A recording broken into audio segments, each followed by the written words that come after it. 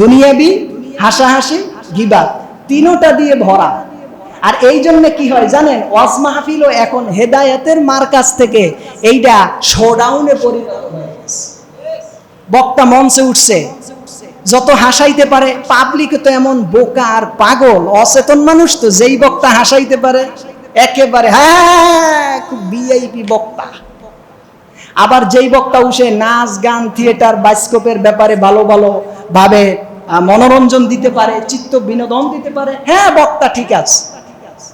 মানুষ এইগুলার পিছনে পাগল, সিরিয়াল দেয় লাখ লাখ জনতা।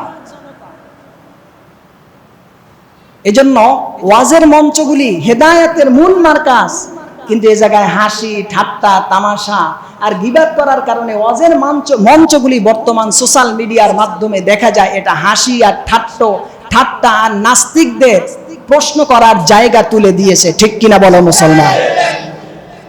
এজন্য ওয়াজ মাহফিলে আপনারা যে যাকে দাওয়াত দিবেন তার আমল ঠিক আছে কিনা, তার আমলে সালেহ আছে কিনা, এটা দেখে শুনে বুঝে কোরআন হাদিস থেকে নির্ভরযোগ্য তথ্যভিত্তিক উপাত্ত সমাজ সংস্কারে কথা বলার মতন তার ক্যাপাসিটি আছে কিনা বুকে, নাকি সমাজ ভয় পায়, মোতাল্লি ভয় পায়, কমিটি ভয় পায়, সেক্রেটারি ভয় পায়, হ্যাঁ সমাজের ভিতরে আওয়ামী লীগ কে করে, বিএমপি কে করে, ওনার হাদিয়াটা মাসের শেষে কে দেয়, এই সব দিকে বড় করে হা করে তাকিয়ে এরপরে যে ওয়াজ নসিহত পাশ কাটিয়ে ঘুরে ফিরে করে, এদেরকে দাওয়াত দিয়ে আপনিও ধ্বংস হবেন, সমাজও সেজন্য ধ্বংসের চূড়ান্ত শীর্ষের চৌরাস্তায় পৌঁছে যাচ্ছে।